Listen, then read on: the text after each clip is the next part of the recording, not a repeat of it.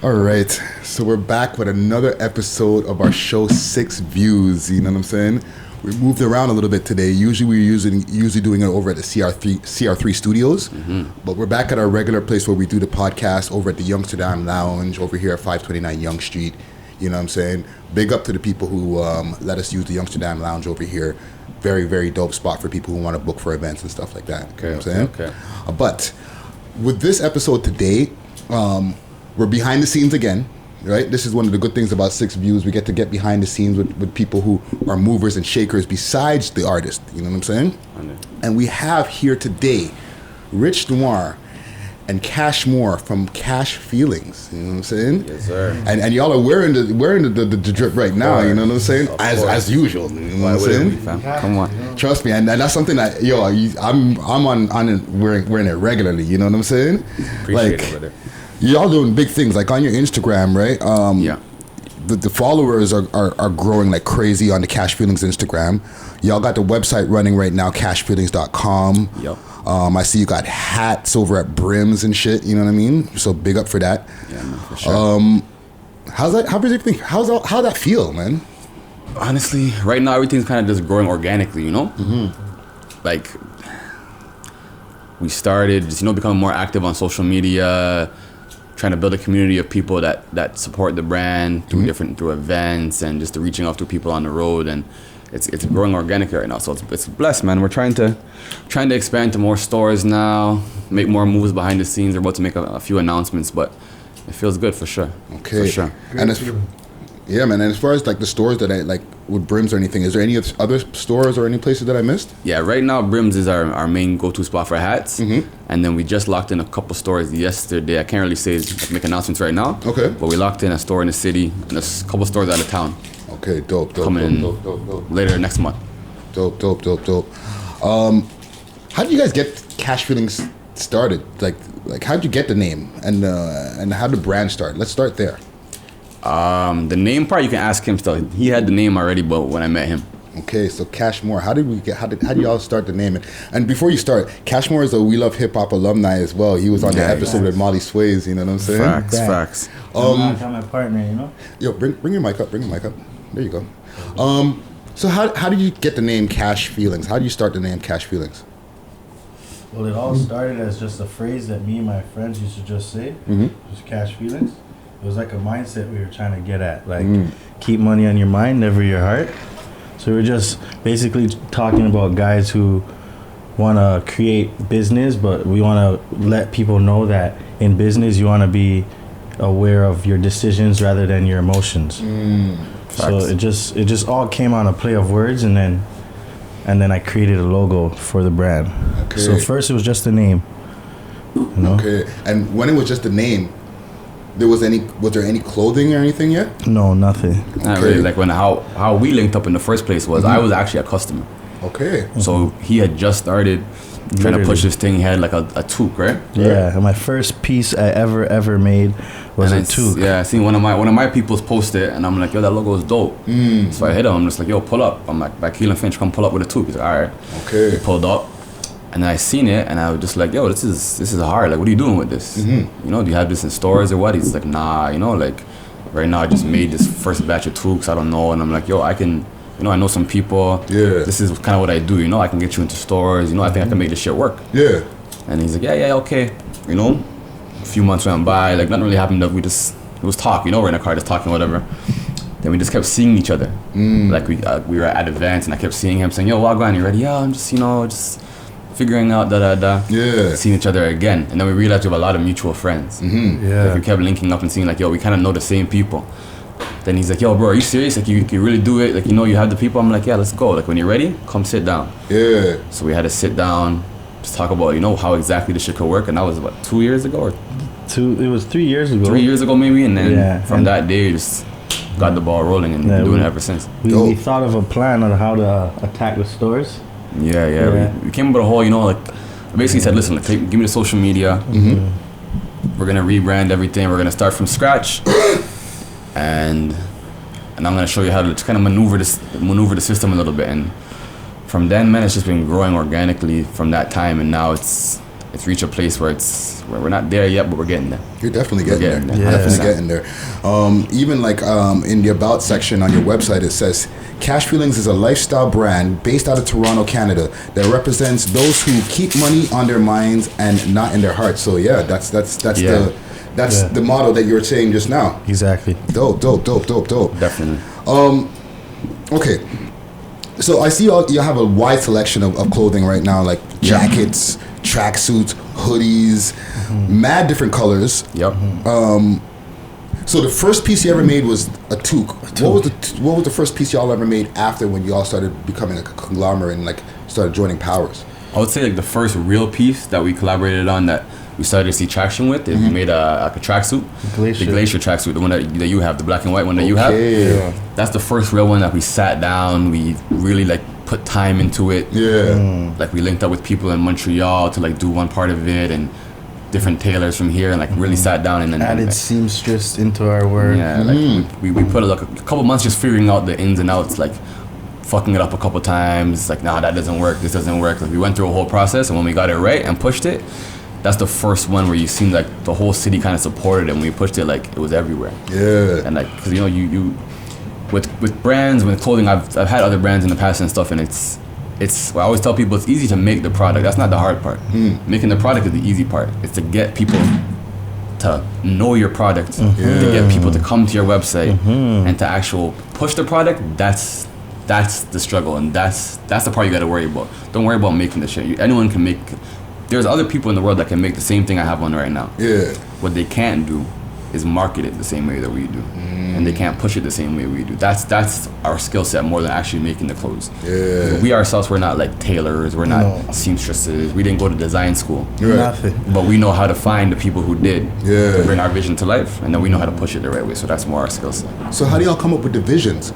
Because like you guys have so many dope different pieces, and like the way that the places that you put the logos are very creative and stuff like that. And like we were even talking off camera the other day, like how like you make the hoodies with the zip up all the way to the top. Yeah. So how do y'all come up with these concepts? Like what's going on before you're like, I want to make one of these? Honestly, fam, we're just, to be honest, the reason why I even got into doing clothing and stuff is first is that we're just like people that like to get fresh. Like in general, we like to get fly. So it's stuff that we would want to wear. That's literally it. Yeah. If I see, you know what I'd like this exact thing I'm wearing right now, and I have like, I can see it in my head how I want it to look, then we'll just link up. We gotta, at that point is when I say, okay, who do I have to contact to get it done? Like who knows how to do what I want to do? And now we have that system in place where I know if I need this, I go to him, So once we have the vision, we sit down, we talk about it. If we agree on it, which most of the time we do, like 9 times out of 10 we do. And if we don't, we'll just say, yo, whatever. I don't really see what you're saying, but just try it and let's see what happens. You know? If people fuck with it, they fuck with it.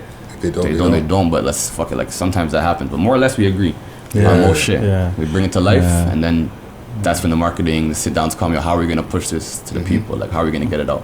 So that's the process. How do y'all build a team? Because I know y'all, you guys started as 2, but there's not just 2 of y'all who are doing this right now. So how do you build it? How do you guys build a team from the 2 to where you guys got now?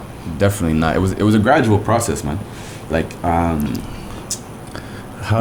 when it comes to like planning and shit, it's us. When it comes to like developing the product and the ideas, it's us.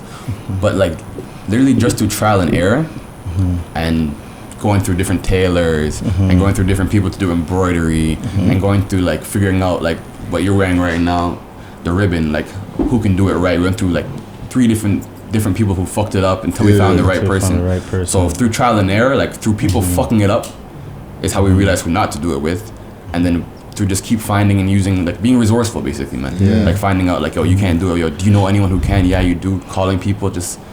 And then once we figured out, yo, he's our go-to tailor, she's our go-to seamstress, he's the go-to embroidery guy, this the person who does ribbon. Now we have like an exact team that we know when we need to get this done, it's gonna go to her, to him, back to us, and that's the team. Everyone knows. Like we have people that not on a payroll, but they know exactly like.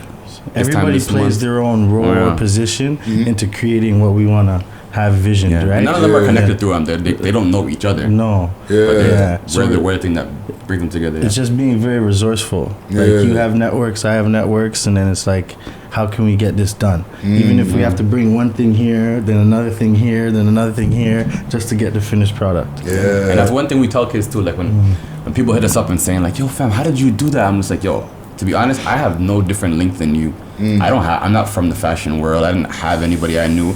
I just used Google. I called people. And I don't have pride. So if I've seen someone that has done something that I want to do before, I'll hit them. Or I'll DM them and say, yo, I'm trying to do that same thing. Yo, can you show me what to do? I don't know how. Like, I'm not afraid to ask. I think that's one of our biggest skill sets, we're not afraid to show people either. And if I learn, and the same thing, I'm someone that if I know that someone like an OG put me on and showed me, yo, you guys are doing this wrong, you should do it like this, and a kid asks me, I'm not gonna hold that information now. You know, I feel a responsibility now to pass the information down because it's only right. So it's just not being prideful, man. Yo, that's dope, man. And what's your most popular piece right now? Right now, what we're wearing? The shirt, the patch, the oversized patch. I would say what got us is the glacier. That was our most popular item, but right now we said it's the patch. Definitely. So this is called the God Heart hoodie and crew neck.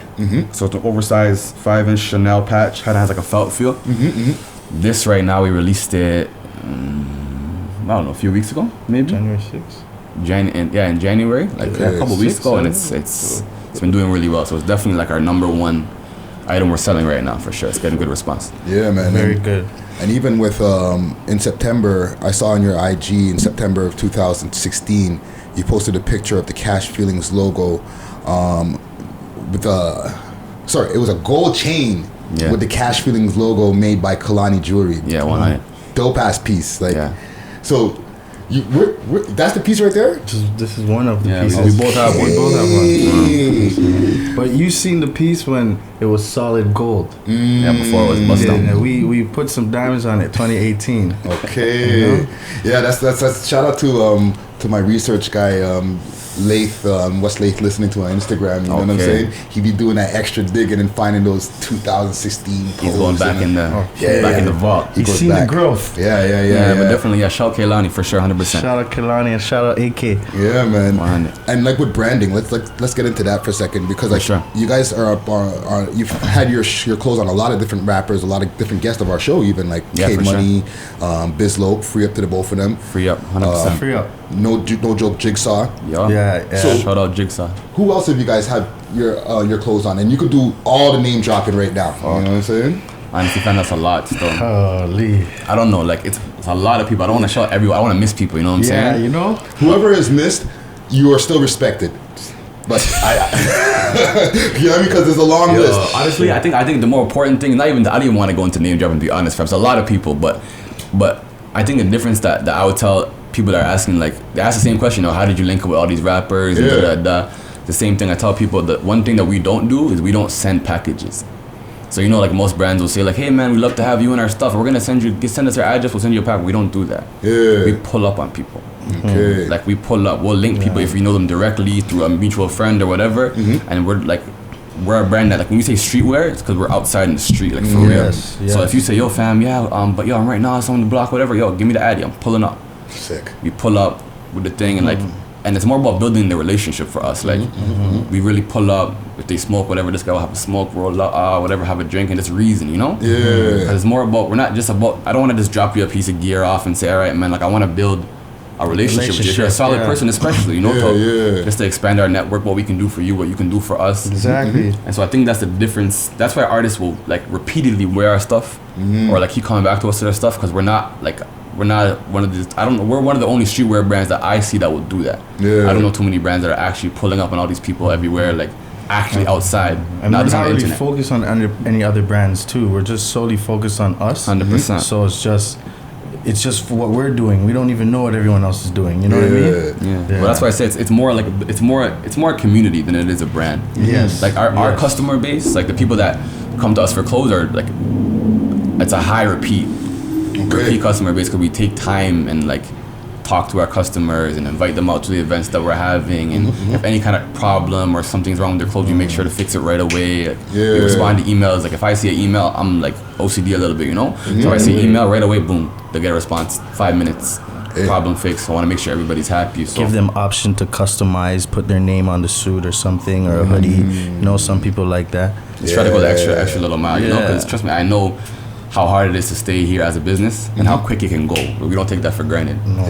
So we value it. We value every artist that we fuck with, and we value every customer same way, because without them we couldn't do shit. Yeah, so appreciate everybody who shows love. 100. Yeah, man, and it's really dope because like I'm seeing you guys pop up on a lot of different places via artists, via just different people in the scene.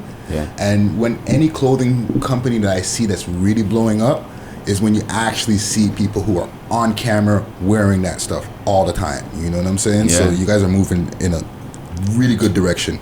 And the reason you see us on camera, you see it on camera a lot too, is because we pull up to the video shoots. Yeah, we would. Like, we would too. because like, I don't know, personally, like I don't know who else, but like for us, if I know you have a video shoot and we fuck with your music and it's like like I was telling you off camera too, we see who the city's behind. Like who are people actually like taking in and talking about in the street and saying, yo, have you checked out for this guy, or this guy's a real nigga, I know him from you know? We really like pay attention to that stuff. And especially like we have our own relationships outside with a lot of the artists.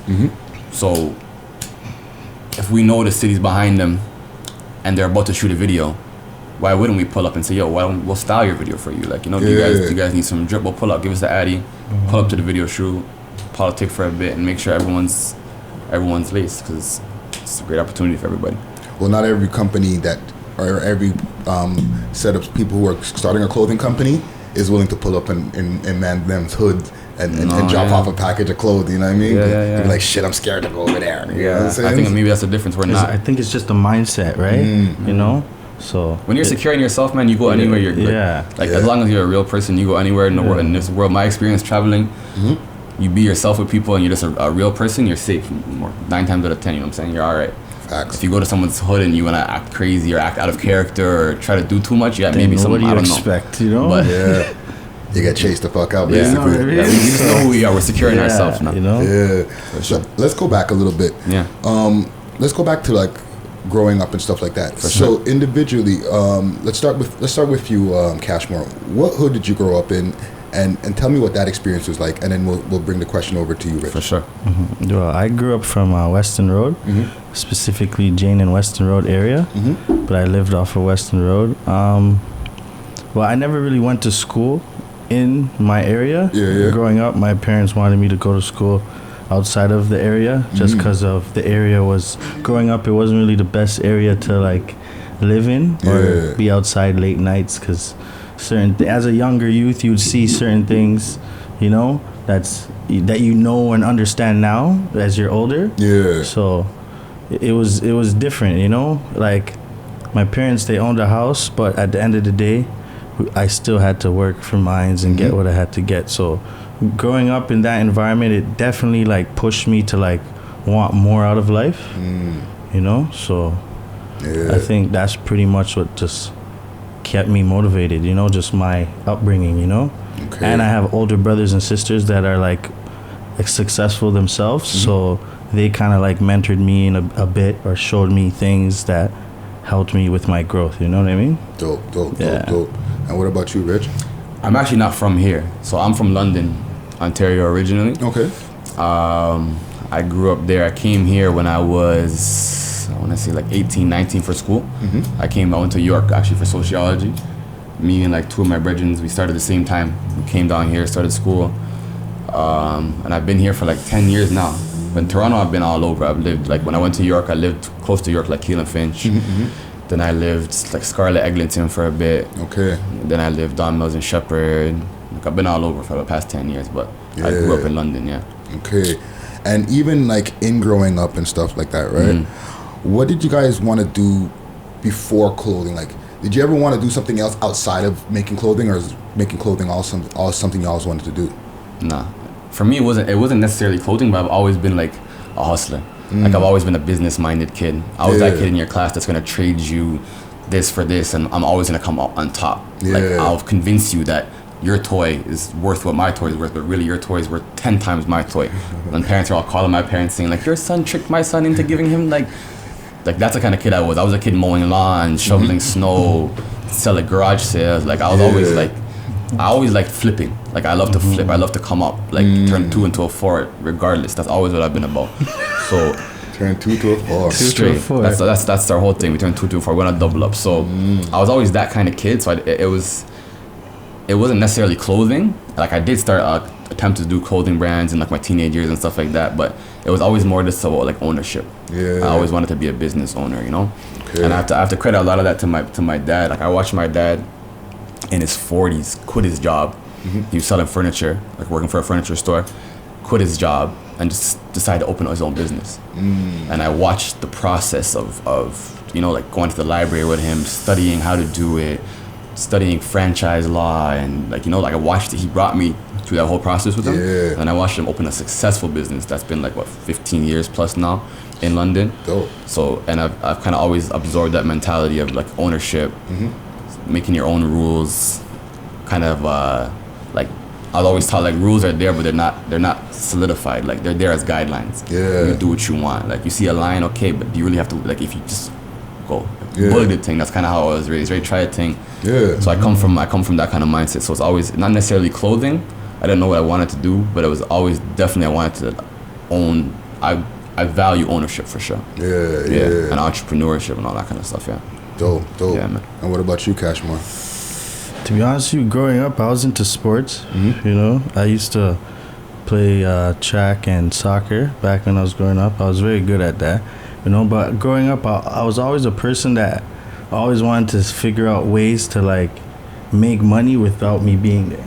You know, so it's like whether if I had someone who said, "Oh, get me this car sale," for example. You know, I was figuring out how much people I could get to get a car or something. Middleman. You know, I was always trying to be a person to be in the middle, knowing what I have to make and knowing what I have to get. Yeah, me too. You know, so me, that was always my thing growing up, you know. But I'm not gonna lie, I always wanted to have a clothing line growing up. From when I was younger, I said I was gonna start a clothing line, and then I didn't know when I was gonna start it, but it just kind of happened. Now here we are. You know, and yeah, exactly, here we are. Yeah, man.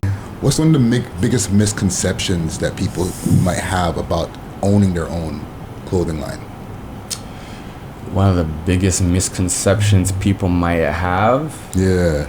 I don't think people really understand like the ups and downs of it. Yes. Like just like basic stuff. Like you make a clothing brand, for example, and you create your website, you figure that part out, right? But I don't think people, like I think people think like, when I talk to people, they say, yeah, you know, I created a shirt or whatever, I have it on my site, and I always say, so how are you gonna get people to come to that site now? Yeah. I think the biggest misconception is easy. Like once you put a site up, people are just gonna go, they're gonna start buying it, like, and it doesn't work like that. Yeah. Like in our first year of our site, compared to now, the sales weren't there. Yeah. It's up for a year, and it looks like, and its perception is everything, right? So some people might think, yo, you guys are up, you guys are killing it, but our first year was rough.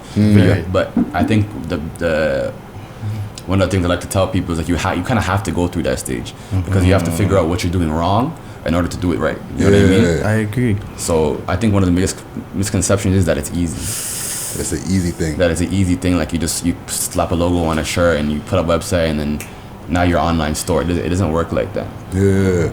And also I think another one is that you have to be like a tailor or a designer to do it. Like I don't subscribe to that because we're not. And people always say like, so you guys don't know how to do this and this. I say no, but what I am is like I'm resourceful.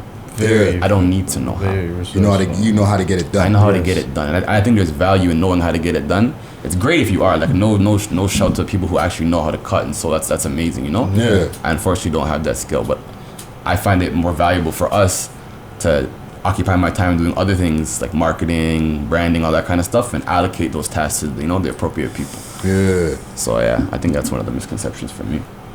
One thing I want to know as well is like your process. Like these clothes are not just like slap a logo on a fucking t-shirt or whatever. No. They're well-made shirts, hoodies, like the fits and everything. So what I want to know is like take me through the process to put together like one of those fits, like for example that I was wearing on the show one time with the head to toe glacier, the glacier fit, right? Yeah. What's the process to get one of those put together? So yeah, and I think that's another thing too. People don't realize how much of a process it is. So like it starts in Montreal. Okay. So what happens is with the glacier tracksuit, there's a ribbon down the side of the sleeves, and on the pants, like you see on my pants here. So in Montreal, it's a 3-week process just to get the ribbon dyed. Takes 3 weeks. They have to get the lettering on it, dye it repeatedly, put it through an oven, set it for 3 weeks. So that's 3 weeks already just to get a roll of ribbon. All right. That's crazy. Once the ribbon is, and that's for one color. That's per color, each color. Each color, yeah. So once that happens, and we have the actual ribbon itself, we get our materials, we go to our tailor, we get all the sizing done on that side. Once the tailor is done with that, it goes to now to a person who does the embroidery. We'll see the logo on the actual shirt. And then the last step is just like putting the tags and all that kind of stuff. And yeah, that's pretty much the full process to get one piece done. Wow. Yeah, and we don't stock items. So that's another thing with our business model. Yeah. So if somebody wants to get, like, for example, like you said, the ribbon, it takes a certain amount of time that it's like heating and all that. So that's like you can't do that in a 1-day flip. You have to have that color on stock. Yeah, we stock. So the ribbon is like the only thing we stock. Right. But the actual clothes itself, we don't stock. Okay. Like we don't believe. And I learned I was doing it naturally, but I was more I was confirmed in my thinking when I was watching an interview. I'm an interview junkie too, right? I watch a lot of interviews. So I was watching an interview with the owner of Fubu. What's the guy from Shark Tank? Damien Dash? No, not Damien Dash. No, the black guy. You know what I'm talking about. Yeah, the guy I from know. Shark It's Tank. Damien something. I forget his last name though. But anyways, he was talking about his trial and errors with Fubu and the same kind of stuff we're talking about and how he was trying to get on the right people. But one thing that he said was stuck with me. He was like, to people that are owning a brand right now in 2018, at the time was 2018, if you have an online store, there's no reason in this day and age for you to stock items when you can create an online store, someone purchases an item from you, you then go make that item, deliver that item, so you never take an L, and B, there's no stock. Yeah. So get an order, take the money, make your profit off whatever you make, a little profit you make from making the clothes, ship it, done. Next, done. Because what a lot of clothing brands do is the opposite. They want to buy 1,000 larges, 1,000 mediums. Everyone goes through that when you first try to do it, right? You want to. It's cheaper if you do it that way, man. They say you get a big quantity, and then you realize why is my basement filled with 100 boxes of shirts? Now you can't even give them away. You can't even give them away the same day. Especially when swag changes. And it changes so fast. So with our business model, we tell customers it's about a 7 to 11 business day turnaround, sometimes a little bit quicker depending on what you're getting, but we get it done in about a week usually, and then you get your tracking number shipped in a couple days. So dope. What's some of you guys' inspirations, like besides like the Fubu guy that we were talking about earlier and stuff like that? I'm sure you guys have a lot more inspirations fashion wise, so give me some of y'all inspirations that before you guys really started getting into it, and while you were getting into it, you're like, these guys here keep me inspired, or these women here keep me inspired. You wanna go for it? You have anybody? For me, I know personally, for me, it's Killa Camp. Cameron, to me, it was such like an icon when it came to fashion. And not even necessarily because of what he was wearing. I was more into the fact that this guy, out of nowhere, just started wearing pink and made the whole world wear pink because he was that cool. Do you know what I mean? Like, that's the fact that I was like, yo, that's dope. Not even like that the pink shirt was so crazy. It's just a more like, you're able to shift the culture with your fashion sense. So people like that, like Cameron, I used to fuck with like I'll say Fab, definitely on fire with the swag. Really who inspired me. For me, Cam was just and iconic. I'll say Joel Santana and Jim Jones. You know, the whole Dipset movement. The whole Dipset movement too. Still. It was really Fab though. You know, Fab's still heavy on the fashion right now. Yeah, you know he has a stylist working like 24 hours a day. He's drippy on the gram like what every day. Even now, still to this day. Fab keeps up. Because I'm talking about way back. Yeah. Mr. Jeff's, little. But right now he's still a guy. Like he's still Mitchell and S times. Yeah, what? Fab's always coordinated. Like he's definitely another person that was like a style icon. Yeah. So like I definitely come from like that school of thought of like. It's not so much about like what you make, but like how can you make this like something that people just want to fuck with. That's important to me. Hey, how y'all doing? Don't forget to like and leave your comments below. And if you like videos like this, as well as others on our channel, please remember to subscribe to the channel, as well as hit the notification bell so you'll know when we're dropping new videos daily.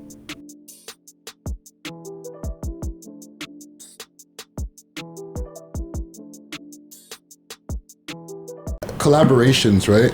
Like I see like Off-White, they're doing a collaboration with who's it, Gucci, I think, or something like that. Maybe Gucci Or Louis Vuitton. Yeah, I think it was right? Louis, yeah. Because Virgil and a whole shit, yeah. Right, and I've seen Supreme, or for example, OVO Jordans. Yeah. You know what I'm saying? Yeah. So have you guys done any collabos, or do you have any collabos in the plannings? We're open to it. We've had talks with a couple people. We're definitely open to it. I think right now, like, that's kind of the wave. That's kind of the way to go. Even fashion-wise, artist-wise, like, brand collabs are powerful, you know? You're opening each other to each other's market. Yeah. So we're definitely open to it. Right now, we kind of want to solidify our own brand first a little bit more before we reach out and partner up with somebody else. But we're definitely, 2019, we definitely want to probably start at least maybe one collab. Towards the end of the year. 100%. Yeah, for sure. Towards the end of the year. I want to switch gears for just a quick second. Let's go. Okay. And let's get into like some city shit. Let's talk, man. Talk to me. Okay. And I've asked this question a lot of times, right? Yeah. Okay. Before I even get to that question, who are some of you guys? Who do you guys see as some of the biggest, or some of the guys who are going to be making it in 2019 in the Toronto rap scene? Let's go there first. Damn. Well, that's a hard question. Why you do that to us? I gotta do it. It's a hard question. We listen to it. I listen to a lot of Toronto Because music. you guys have your ear to the street. You know what I'm saying? Like you're seeing, you know who the hot rappers are. Who do you think's about to blow this year? Off top, I'll give you my predictions. Off top, shout out French. I think French was definitely active, 2018. He's making his wave, so I see him putting in the work, so I'm definitely going to say French off top. Of course, Smiley. The ratchet getting tired of these huntings. I'm the last man standing. Feels like 5-0 trying to take all the mandom. You wanna see a dead body? Smiley's been working too, you see him being like consistently putting on music, dropping videos. I think like not a sleeper, but someone who I noticed who I think is talented that can definitely bust is Houdini. Houdini is like low key, like dropping some crazy verses that like people who know, but I think he's definitely one of the people that you're gonna see more this year, like stand out. There's so many other people that I can't even think of. YG. Okay. Yeah, YG's definitely doing his thing right now. Yeah, he came out hard with the gamble. Yeah, that shit was fire. So that shit was sick. A lot of people, man. I don't know. What about you, Cashmore? Oh man. Bully too. I'll show up Bully. Oh yeah, Bully. No light bags. No light bag. Definitely Smiley. 100%. Bully. French. I gotta go with Block Boy Twitch. Oh yeah, Block Boy too for sure. 100. Molly Sways. Really? Yeah. So like, I used to see how he used to be jiggy back in the like. He used to rock the fucking Adidas tracksuit with the Kango hats and shit. I'm like, these guys are like really popping back then. You know what I mean? Facts. Facts. TV Gucci. Oh man. There's more. Oh man. LB Spiffy and them too, LB Spiffy, Prince Don. You know what I'm saying? They teamed up with J-Mac. They have some fire about to drop too. So definitely them music they're putting in work. There's a lot of talent right now in the city. There is. Yeah. There's a lot of talent. There's more people if I'm forgetting their names. Yeah, but, if you forgot you, it's not because there's too many people. There's a lot though. Who had the song of the summer? Holy. See? That's a good question, The song of the summer. Well, I'm trying to think what dropped around that time. What was So I think Griselda Blanco was 2017. Yeah, that was definitely before. Right? There was wow, I have a list of these tunes here too. I'd have to know like something this summer? No, it couldn't have been. I think Come Outside came out this year. Smoke Dog? Summer though? You're talking about summer? Yeah, was that summertime Come Outside? It wasn't running the summer anymore. Forget summer. What's the biggest song in the last like year or two that came out of the city? Year or two? Yeah, like I would say Griselda Blanco. Me personally, I would say Griselda Blanco. That was or big. I would say Canada Goose. Canada Goose, I was gonna ask you. Canada Goose, I would say. I think Canada Goose is the biggest song that came out in the last like year or so. Definitely. Yeah. It's but Griselda Blanco definitely had an impact in the city. Like when that shit comes on in the club in Toronto, that place flips upside down. Upside down. So like impact wise, yeah, you could make that argument for sure. Yeah. Something else we're forgetting. Those two were definitely huge. Come Outside for sure was up there. Outside. It's definitely in that top list, 100%. What else had an impact like that? There was a lot of tracks. And keep in mind, we're excluding like any Drake and Tory stuff. Yeah, like, we're talking about people that are like on the come up. 100%. Yeah. You know what I'm saying? Who had a banger like that too? I'm trying to I feel like there's a think Killy song that we're missing. Yeah. what the fuck is that shit called? Who else had a banger too? You know who? Who? What's his name, bro? It's fucked up. When I go to my car, I'm gonna think, fuck. How did I not say this shit? I can't think on top of my head. You know who? Oh man, what's his name? He's with what's the guy's name? This nigga's not helping me. I don't know. You know though. I Yo, can't honestly, remember but it. off top, I would say Canada Goose. You played in and your definitely in your Griselda car. Blanca were like the two biggest like records in the last like maybe 12 months that made Late impact. night. You see these niggas, they ain't real, they in disguise. Late night, what's the price? Late night, what's the price? That's another one still. Burner Late Bands Nights. and Houdini. Oh That's- yeah. Oh Late yeah. night. What? That's my shit. That's my shit too. That shit forgot goes about hard. that one. 100%. That one is elite. That's up there. That's yeah. definitely up there in that argument. Yeah. 100%. Okay. One more question, city-wise, right? Go ahead. Now, with last year, 2018 being a record year, okay, of like homicide and just bad shit. But for sure. specifically with the homicide scene and stuff like that, right? Yeah. It was like a record year, biggest year since 2000 or 1991, they said. Okay, and I've asked this question to many a guest to make sometimes somewhat of a collaborative answer that I could look back video wise and say this is what the answer is. Okay. Right. Yeah. So my question is, in 2019, what can Toronto as a whole do to bring down the violence and just all the crap that we had in 2018? That's a good question. It's a hard question. To me personally, I think it's a deep rooted answer in that question. I don't think it's so simple like to get people to squash it and come together. Like I don't think that's a realistic answer. For me, I think it's more like programming. Like the government needs to like open up a budget and see the value in opening back community centers and having things for the youth to do. Like I'm not saying this generation is lost, but like my personal opinion, you have to focus on like the 6 to 12 year olds. Yeah. So they don't get to that point now where some of these youths are like 16, 17, they're already kind of set in their ways. Yeah. My personal belief is you need to invest actual dollars into community programming and opening centers, more like peer mentorship, more, you know what I mean?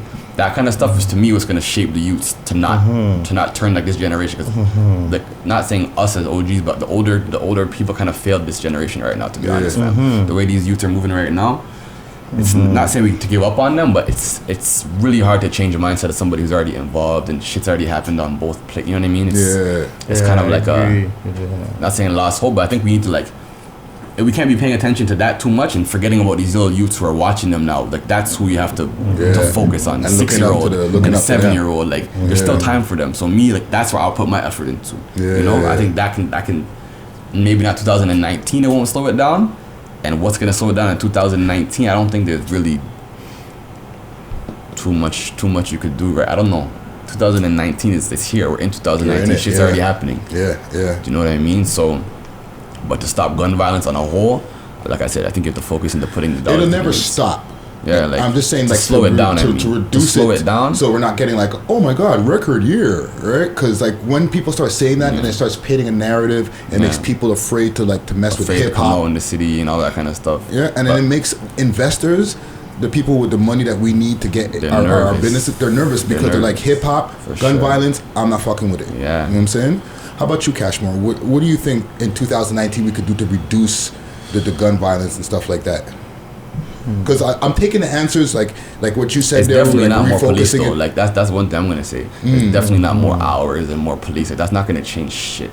Yeah. Niggas don't give a fuck if there's more police outside. That's not gonna change. Like if something's gonna happen, it's gonna happen regardless. So I think that's like a cover up to put more money into policing.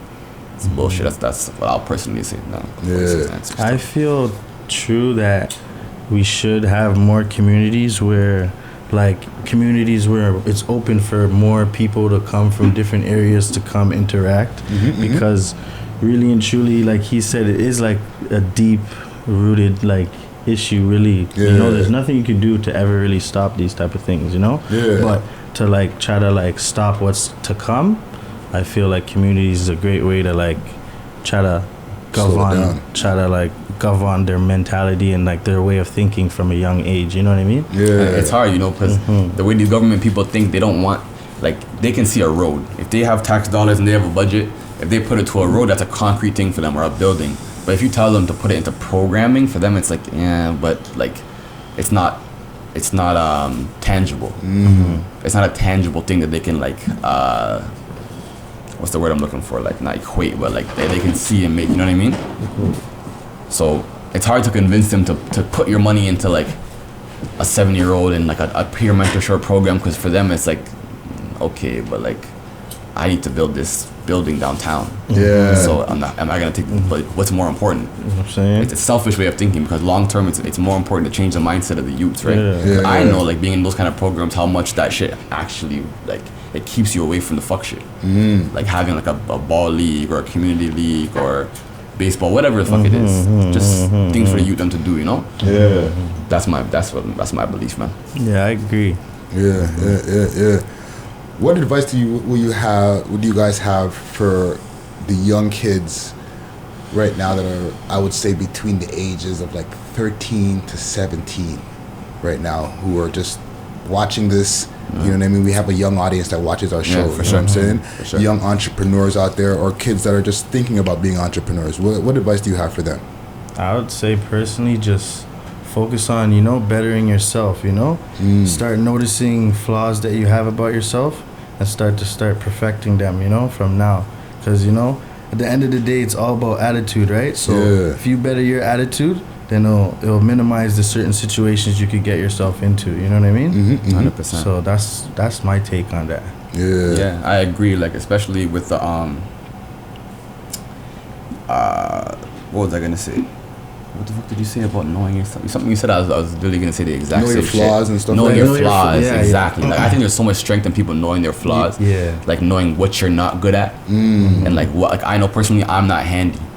Like, I know that, I can admit that openly. I'm not good with directions. Like, but these are things, if you know and you're not afraid to like put down your ego and know, like, this is not what I'm good at, and you're willing to find someone else who is, or willing to learn or work on it. It's when people live in denial. Like, you know, so these men will be like, I know where I'm going, I don't need to ask for the directions. And you're lost. It's all a pride thing. You're lost in life. It's the same thing. You know what I mean? Like you said earlier, you know, put your pride aside. Put your pride to the side. Pride is the biggest killer. But I would tell the young people too, like, don't be afraid to be yourself. Like, just because you see things going on and people trying to act, if you know that's not you, you don't have to do that shit. And don't let nobody tell you that you have to do that shit, because the same people that are telling you that in 15 years we're gonna say we're fucking idiots. They're the ones that are gonna come back and say, fuck man, we should have done what you did, bro. We should have fucking finished school. We should have fucking I should have opened the business. I should have been focused. Don't be focused about looking cool now and all that fucking shit you want to fucking see in these videos. It's all bullshit. Focus on what you need to do. Stick to your goals, because everything right now that you're seeing is temporary, and in 10 to 15 years, none of that fucking shit's gonna matter. So just stay focused, stay out the way, get your money, and stay safe. That's what I'll tell you young kids, man. Get your money. And don't let no one tell you that shit's not possible. There's no limits. Everyone has the same 24 hours. You could do any fucking thing. So, and I'm not saying that to be cliche, you literally can. And I've seen it happen, you know? So dream big, and don't just dream big and then go out there and make shit happen. Go out there and make shit happen. Touch the road. Real shit. Apply the dream, you know what I'm saying? What can we expect for Cash Feelings in 2019? Like, what new pieces, like, what's the next moves that we can expect from y'all for 2019? I don't want to get into specific pieces that we're gonna drop. Like, for now, definitely you're gonna see a lot more of this, like the Got Heart stuff. We're planning spring, summer right now. But definitely, what you can see is, what's one thing that I can say? You're gonna see more attention to detail. Like, we're already kind of we're paying attention to the small things, but we're gonna try to really focus in on like small little details and small little things to take it up just a notch, right? We're always trying to improve. Right now we're in a good place, but we definitely could be better. You're gonna There's always room definitely to grow. see So you're gonna see growth, hopefully. Growth, more pieces, more collaborations, linking with people like you guys to kind of to help shift the culture, the people that want to push the culture, you know. Yeah. At the end of the day, that's all we want to do. We want to push the culture. We're just happy to be a part of it. You know what I mean? And yourself, that's it from both of y'all. That's he said basically everything I could have said right now. So. Yeah. Facts. So fucking, I'm really looking forward to it, man. Like I said, Appreciate you, bro. Yeah, I appreciate everything though. For sure, 100. And no cap, like I wear the pieces just suck. You know what I'm saying? Yeah. I was telling y'all off camera, like there's a lot of pieces that we get for the show. You know what I mean? Because we're on every single week. Yeah. And then there's certain things that are just too much for me to be just wearing on road. Yeah. Even though the pieces are always dope and appreciated, 100%. but they have like statements in front of it where it makes it hard. Where like I'm standing out too much. Yeah. I know what But you mean. with y'all clothes, I can do the right amount of standing out and not be like, oh, you're wearing somebody's hip hop line or whatever. It's just like, oh, you just got some dope drip. Yeah, it's just a drip. It's a drip. Yeah, And yeah. we're focused on that too. Like we don't want it to make it look like we're one of those lines that just put a saying on our shirt like you can wear this out. It's like we want to be like street luxury. You know what I mean? Yeah. Like luxury streetwear. Yes, Yeah, man. exactly like that. And last thing I want to say, even because I want to give you guys your flowers, you know, like Nori says, you know what I mean? Why you can inhale them, Give smoke your while you can flower, inhale them, all you're that shit. smoking when you can inhale them, your drinks when you can drink them, all that, Yeah, right? 100%. I'm all about that. Yeah. One thing I watched like about y'all TikToks. clothing is it's warm too, dog. Like these jumpers and stuff like that. It's cold as fuck outside. And a lot of times I'll have like a different, like a track on and it's like I'm cold as fuck. I go throw on my Cash Feelings, the track pants from it or the jogging pants from it. Fleece inside of it too. That's why. Yeah. Mad zippers in there, so my dough's not falling out. I'm Yeah, not all your worried shit. about that if I'm gotta walk quick. Yeah. So Yeah. you guys are paying attention to the details that the people want, and it's definitely something that's gonna be. I see that's gonna be on a lot of people moving on in the future. It's already on a lot of people. Hopefully, God willing, man. You know what I mean? Yeah. But yo, like I said, we just it's honestly it's selfish at the same time because we make what we want to wear. Yeah. At the That's same time, I want exactly to wear my own shit. Like I make the shit that I want to wear on the road. So if I think I fuck with it, if niggas fuck with it, perfect. You know what I mean? Yeah. I hope they do. I hope we have the same kind of mentality. But we make shit that literally like, yo, this is what I want to fucking wear. And if Yeah. people fuck with it, it's amazing. You know? That's exactly it. But that's literally how everything comes to be, man. But That's how any production of any company should be. It should be something that you feel natural about doing and something that you enjoy. Yeah. And if you enjoy it, that's the only other way it people will last. Yeah. But Yeah. same thing with you guys, you know what I mean? Like we watch. I'm someone, like I said, I watch interviews. You know, I pay attention. Thank you. So what you guys are doing right now to push the culture, I think you guys came at a time where there was a void. The coverage wasn't fully there. You know, there was people opening pages like on Instagram. They were doing their thing for sure.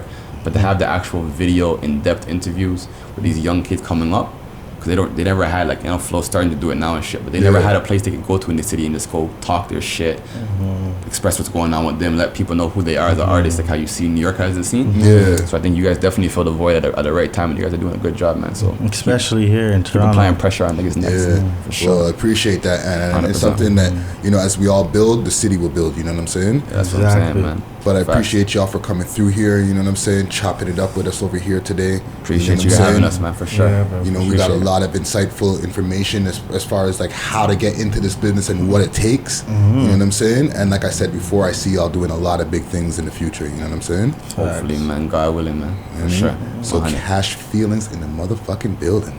6 views. That way. Hey, how y'all doing? Don't forget to like and leave your comments below. And if you like videos like this, as well as others on our channel, please remember to subscribe to the channel, as well as hit the notification bell so you'll know when we're dropping new videos daily.